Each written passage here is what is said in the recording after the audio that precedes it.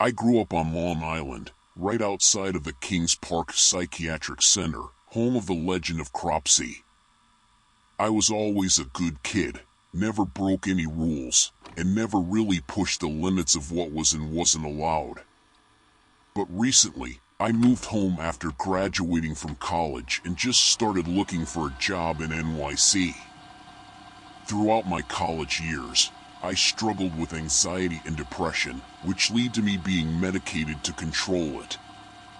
Through this entire ordeal, all I could think about was the poor children of Kings Park and what they must have gone through. Some of them just had anxiety, a common ailment in today's society, and one that's completely manageable. And yet, they were stuffed inside an insane asylum, which was over capacity by 1,000 people, and treated like animals. This revelation that I got extremely lucky has always been on my mind. If I had been born just a couple of decades earlier, and in the same area, who knows what may have happened to me. On the hinges of self-awareness, I decided to break the rules for once in my life. I had to visit Kings Park and see what it was like for myself. For those of you who don't live in the New York area, Kings Park has a gate around it. It's situated in the middle of a wooded area, but it's not like there are guards and an electric fence or anything. It's private property, so you're not supposed to trespass, but I can't say that almost my entire high school didn't go anyway. But I never did. I was always too terrified of the legends and of Cropsey in particular. I'll tell the story of Cropsey quickly because it's relevant to the history, but not really relevant to this story. Cropsey was a legend that popped up in the Long Island area, saying that one of the patients from Kings Park had escaped and was killing people in the woods around the old hospital. Only part of this was true. There was someone killing young and mostly disabled children around the hospital, but it wasn't an escaped patient. It was an old ward of the hospital that was living in tunnels and bunkers underneath the hospital. There's a really great Netflix documentary on the whole story if you're interested. Since the legend of Cropsey turned out to be based on truth, I decided this was something I just didn't want to mess with. Kings Park would just be another broken down building in the area whose memory would pop into my head at weird times. This all changed after college and my diagnosis though. I know I wasn't diagnosed with anything heavy, but I still felt a sense of responsibility, or the camaraderie of a sort, and had to see what they experienced. So one night around 7:30 p.m., I headed over towards Kings Park with a flashlight, a backpack, and a water bottle. I figured I wasn't going to need anything else, but I did have a small hunting knife with me in my pocket, just in case. I got to the broken down foundations of the psychiatric hospital that tortured so many innocent children, and I couldn't find the strength to do anything more than just stare up at the walls. This thing is truly massive. If you haven't seen it, it's got about 15 floors and it just goes straight up. I decided I had to push myself into the uncomfortable, and I found a window on the ground floor that was open and climbed in. I will say in hindsight that it was stupid of me to go alone. But I had to do this for myself. It was something that I was conquering, or so I thought in my head. As I wandered aimlessly around the corridors, looking at all the graffiti on the walls, seeing the broken down bed frames with rusted metal and fingernail claw marks on what was left of the doors, I got real chills. For some reason, I felt particularly drawn to the 3rd floor.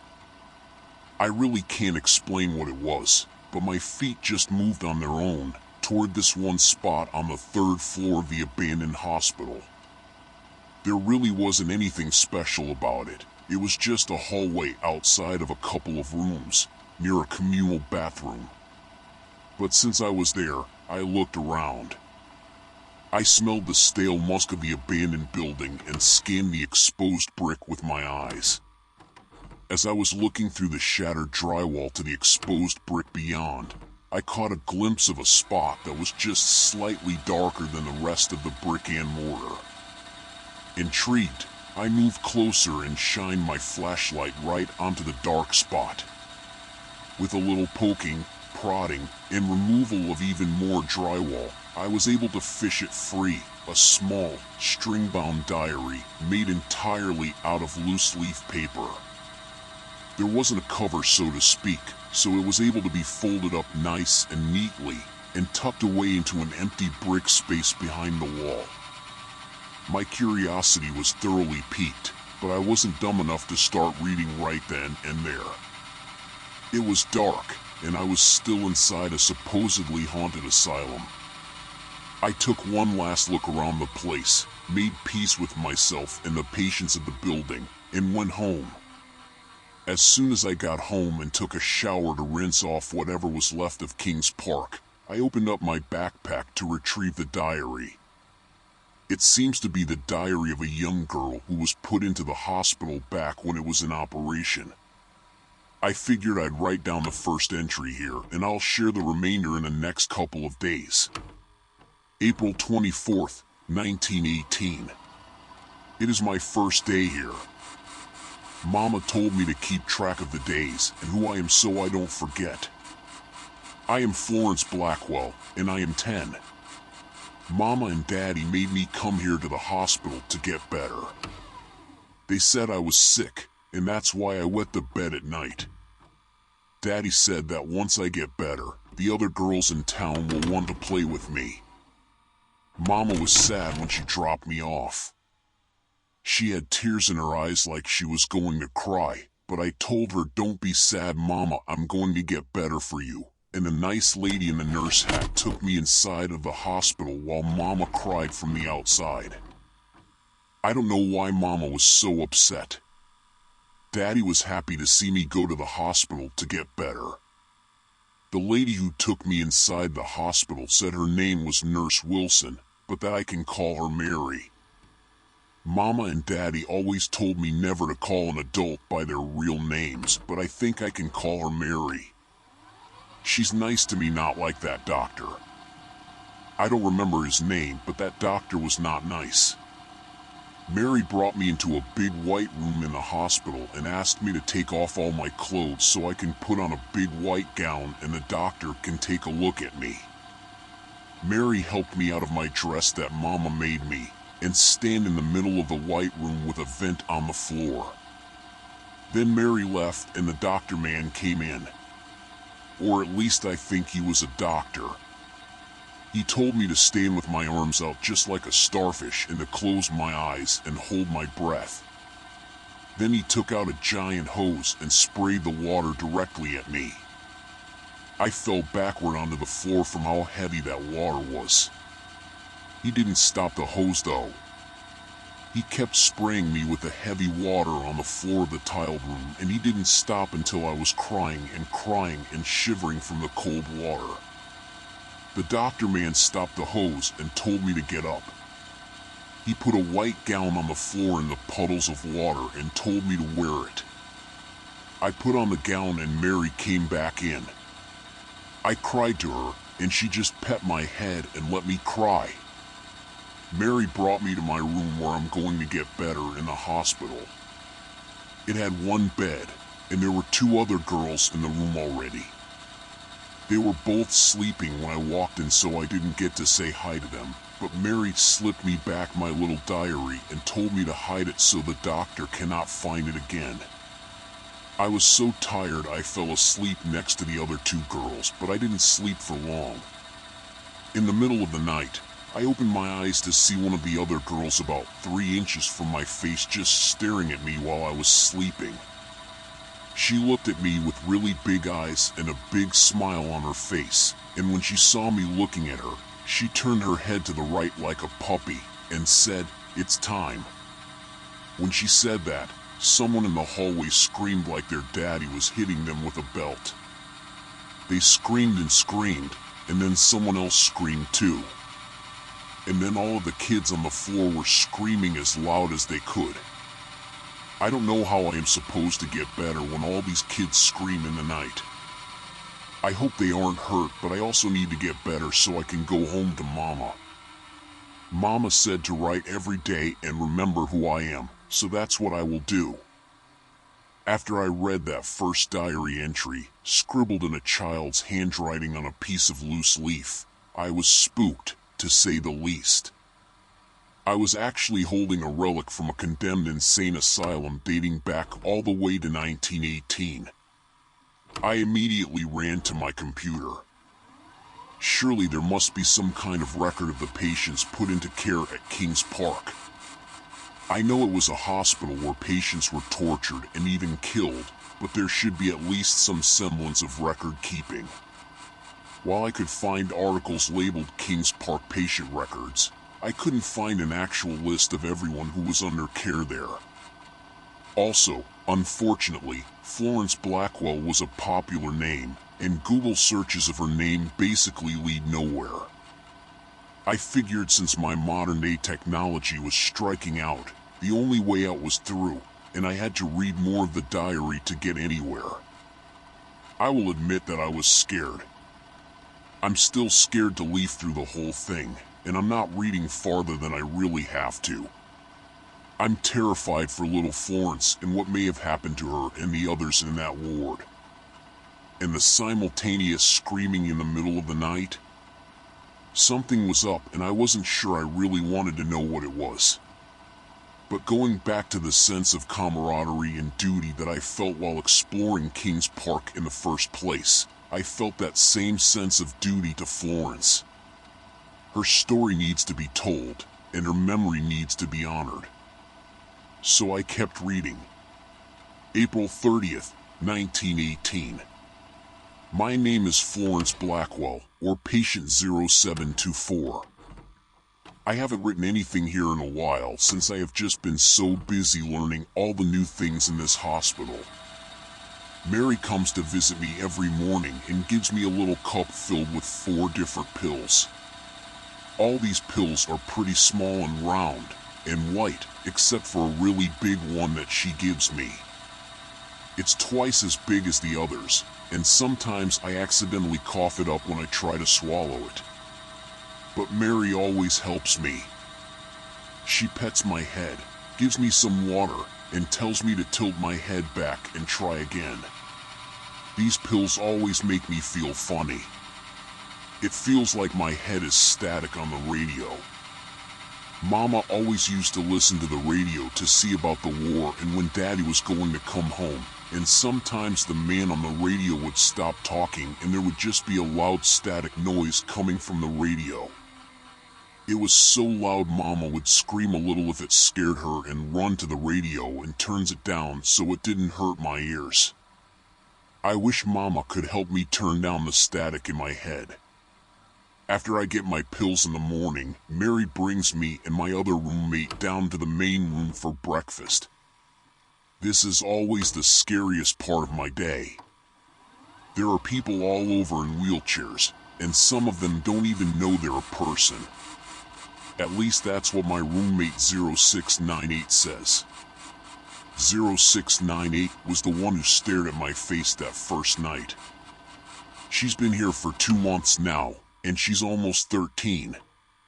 She wants to get out by her 13th birthday so her daddy can take her out for a soda like a teenager. The people in wheelchairs have no hair, and they stare out into space. I think they're looking at their imaginary friend, but 0698 says they're not looking at anything at all. Sometimes a little drool falls out of their mouths, and they don't even notice when it drips onto their laps. I had 2 roommates the first night I got to the hospital, but the other girl besides 0698 was brought out of our room the next morning by 2 large men in white jackets. She looked really scared, but they grabbed her by both of her arms and dragged her away. I think she probably could have walked there, but they helped her anyway. That next morning at breakfast, my roommate was in a wheelchair staring out at nothing at all. She had a big bruise on her eyeball, but 0698 said to look away and pretend we don't know her. The screaming keeps happening every night. I still don't know why everyone is screaming in the middle of the night. I am Florence Blackwell. I am 10 years old, and I miss my mama. I'm going to keep writing my name so I don't forget it since no one calls me that anymore. May 3rd, 1918. I am patient 0724, or Florence Blackwell, and I will be 11 years old in exactly 1 month. I only know that because today is a special day. When Mary came to give me my pills this morning, she told me that today, May 3rd, we are going to have a special doctor come visit and help us. I hope that this doctor helps me the most because I want to go home to Mama. I haven't gotten any letters from Mama or Daddy, but I hope Mama is alright. She had a couple of bruises on her face that she covered up with makeup before I left. She told me that she fell, but I hope she doesn't fall anymore when I'm not gone. I don't want her to get hurt. 0698 and I made our way down to the main hall where the new doctor was going to be. I was pretty tired since the screaming lasted an extra long time last night, and early in the morning the 2 men in white jackets came to bring me back to that room where I got blasted with the water. This happens every couple of days, and I'm getting good at not falling anymore. I don't even cry when the water accidentally leaves a bruise on me. We got to the main hall in 0698 and I sat down in the back while all the nurses and doctors were in up front with the patients in the wheelchairs. There was a little stage set up, and a doctor had a patient in a chair in front of him. He said that his name was Dr. Freeman and he came all the way from Pennsylvania to help us. Technically he's still in doctor school, he said, but I think he can be called doctor anyway. Dr. Freeman said he was sad to see all the patients like us being so sad and sick, and he created a way to help us get better. He said that he was the only one who has done it so far, but it will be very popular once he graduates from doctor school. Dr. Freeman used a bunch of big words that I don't know, but I did hear one word I recognized: brain. After a big show of Dr. Freeman talking with big words, he took up an ice pick and moved to the head of the patient strapped down on the stage. In one motion, he shoved the ice pick into her eye and wiggled it around. I lost my breakfast right there and Mary had to bring me back to my room. But on the way back, all I could hear were screams and clapping. Dr. Freeman made the patient better by hurting her. That doesn't make sense to me, but hopefully, I will find out what happened when I meet Dr. Freeman tomorrow. I will be 11 in 1 month exactly, and I hope Dr. Freeman can make me better soon so I can go home to my mama. After reading about Florence's latest entries, I was chilled to my core. I knew that lobotomies were a part of life at that time, and especially a part of life within the mental health community, but that didn't make it less jarring to read. Especially from the perspective of a 10-year-old girl. What kind of mental health facility forces its patients to sit and watch a lobotomy being performed by a man with an ice pick?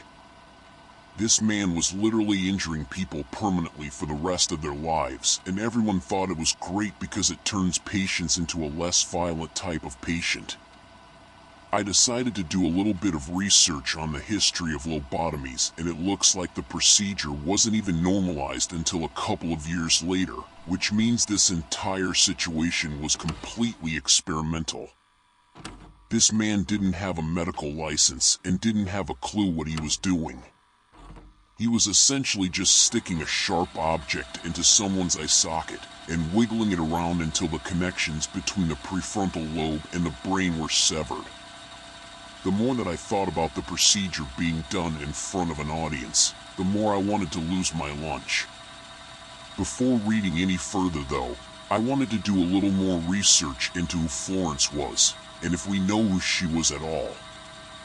If I couldn't find anything online, I figured there must be some kind of written record that just hadn't made its way to the internet yet.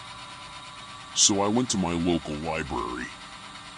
We have a historian who works there, and I made an appointment and brought Florence's diary with me for her to evaluate. I didn't want to exactly say that I found the journal while trespassing on Kings Park grounds, so I said it was a family heirloom of sorts, and I wanted to know more about who wrote it. Immediately, she was intrigued, and after a little bit of ruffling through a big bookcase behind her desk, brought out a registry of people and families that lived in the area at the same time that Florence would have. This was a jump because as far as we know, Florence wasn't local. She could have been brought here from almost anywhere. We searched and searched the book for a birth record or something to prove that Florence existed. And we actually almost missed it. There was a small entry from 1908. All it said was that William and Margaret Blackwell had given birth to a baby girl. Name unknown. That must have been them. It had to be them. Sure enough, there was a World War I draft registration card for William, and they were from a couple of towns over. These were too many similarities to be a coincidence. I was convinced this had to be Florence. I'm not exactly proud of what I did next, but I stalked the Blackwell family on Ancestry.com, and let me tell you, there are hundreds of people in the Long Island area with the last name Blackwell. But after a couple of sleepless nights making the best of my college-educated research skills, I found them. With butterflies in my stomach, I sent a Facebook message to what seemed to be a family member. I'm withholding names for reasons because I don't want anyone to bother him.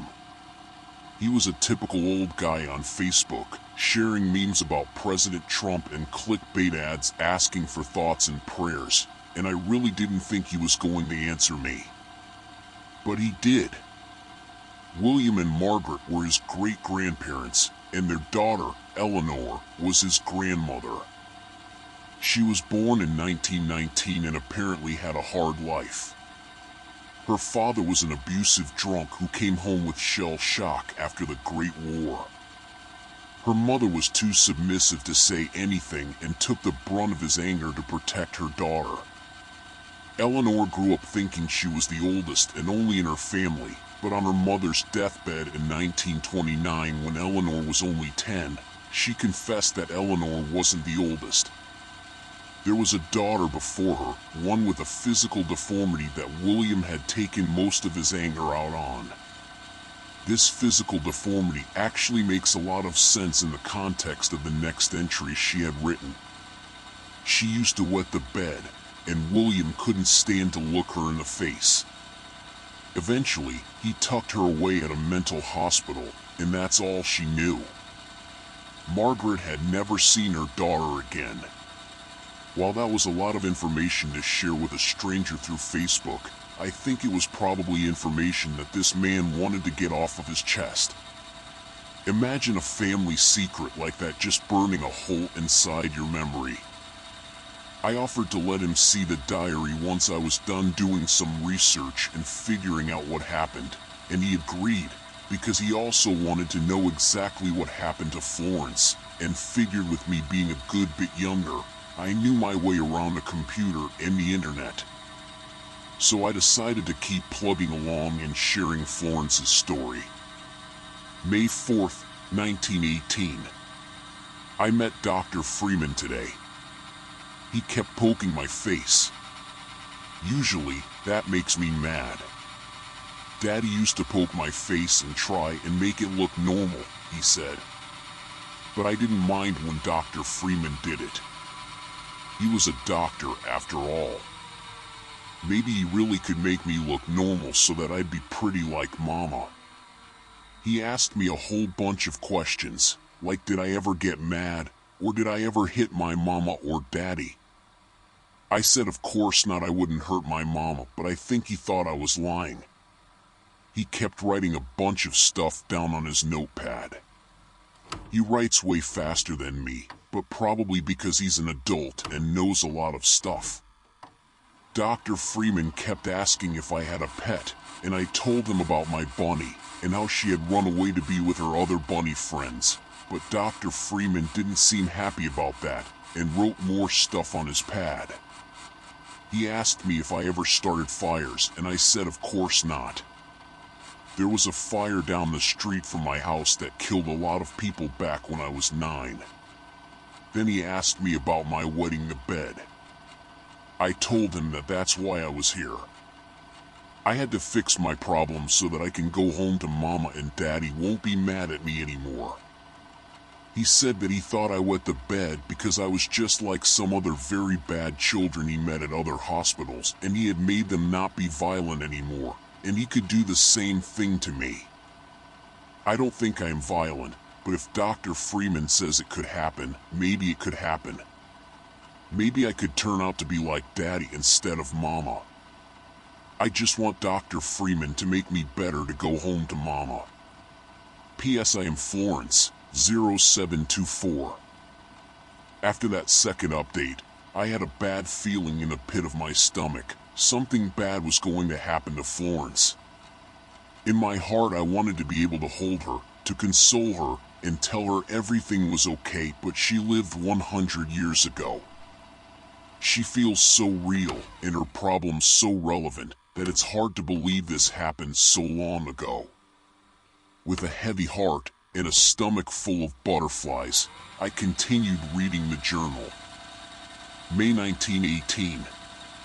I'm not sure what day today is, but I think it's still May because I don't feel 11 yet.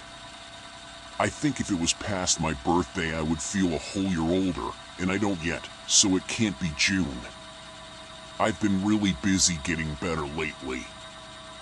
Mary comes in every morning to give me my pills, but lately, she's got scratches on her arms, and when I asked her where they came from, she just told me to take my pills. I don't know if I feel better yet, but maybe it's because we're trying so many new things to help me. We do the water blasting every other day now, but we started a whole new thing to make me feel better. I don't wet the bed anymore, so I think I'm better, but Dr. Freeman says I'm not yet, so we keep doing this new thing. They take me into a big room with lots of machines and wires all over the place. In the middle of all of these machines is a chair. They put me in a chair and strap my arms and legs in so I can't hurt myself. Then they put on a headband on my head, and there are 2 little circles that go on either side of my forehead. I don't really like this part, because it's painful, but they turn the machine on and the circles on my head start to hurt really badly. They do this a couple of times, and every time the circles hurt more and more. Sometimes I scream because it hurts, but most times I'm very brave. Usually, when we're done, I take a wheelchair back because I'm just so sleepy, and I get bruises on my forehead. Mary doesn't like when I get this treatment. Her face goes all white and she helps me into bed with a pat on the head like she does. My roommate 0698 is gone now. I don't know where she went, and no one will tell me when I ask, so I stopped asking. The screaming still happens in the middle of the night, but I've seen that a lot of patients, people that were here when I came in, aren't here anymore. I don't know where they went either. For now, I'll just keep doing my treatments and hopefully, Mama will come get me soon. I'm 0724. June 1918. Mary told me I'm 11 now. I don't know what day it is, but Mary said it's past my birthday, but I don't feel 11. I still feel 10, but I don't feel very much anymore. The painful circle treatment has been happening more and more, and I'm sleeping a lot after it. Mary always comes in late at night to stroke my head, and sometimes lies with me in my bed when I'm asleep without my realizing it, and I wake up with her beside me. Mary came into my room late tonight, after everything was dark, and told me she had a secret. She said I have to write everything down in my diary and hide it so no one can find out what we did. She said that we have to go and leave really soon. I don't know how I can leave, I'm so tired all the time, but she said we have to because soon Dr. Freeman is going to put an ice pick inside my eye just like that day on the stage. That scared me because she screamed really loudly, and I don't want to hurt any more than the circle treatment. She said she doesn't want me to get the ice pick, so we have to leave. That she was going to take me far, far away, but I have to pick a new name so that no one knows who I was here at the hospital. I can't remember my full name, but I think I'm going to pick Margaret. I don't know why, but that's a pretty name. Mary said we're going to go real soon, so I have to go to sleep to get enough rest to go far away. P.S. I'm sorry I forgot my name, Mama. June 12th, 1918. My name is Mary Baker, and I am a nurse at Kings Park Psychiatric Hospital. I felt the need to complete 0724's diary so that whoever finds this can get a complete picture of the horrors that were done here. There was nothing mentally wrong with 0724. I knew it, and the doctors knew it, but her parents dropped her off here and we had to treat her like any other patient. That is, until Freeman came along. He said that 0724 was some sort of psychopath and needed to be dealt with. That's when he started to increase the frequency of the hydrotherapy and even threw an electroshock therapy. That poor little girl doesn't know what is happening to her, but she is the bravest girl I have ever met in my 4 years working at this dreadful place. I know that 4 years is a long time, but let me tell you, whoever finds this diary, what I did to help the patients here. Every night, I would take a look at the list of the next patient to undergo that terrible therapy that Freeman calls a lobotomy. It's monstrous if you ask me. I would look at which patient was next to receive that treatment, quietly slip into their room, and kill them. Make it look like an accident so no one suspected me, and silently save them from becoming a pawn in their game. The patients call me the angel since I come every night around the same time, and they've actually begun to scream when they see me walking the hallways. But no one has investigated because all these kids are just crazy. I had to face the facts, though. Death is preferable to living in a vegetative state, which is what most of them become. And when I realized that 0724 was next on the list, I couldn't bring myself to do it. I decided we were going to escape. Her parents obviously don't care about her, and I do. I'm taking her away and we'll live off the grid. Change our names, move far away, and no one will ever know. No one will ever miss us. So whoever finds this and reads this, you know the facts. Mary Baker and whoever 0724 was, no longer exist. I handed the diary off to Florence's family and needed a good while to wrap my head around what happened. Mary was an angel of death. She killed the patients that were going to be lobotomized because that's what she thought was the right thing to do. She left this journal for someone to find so that she can make amends for what she did. She couldn't keep it bottled up inside, and couldn't just stop and leave without saving Florence, so she just left and took Florence with her. I hope to God that Florence was safe and able to live a happy childhood, but with Mary, I just don't know.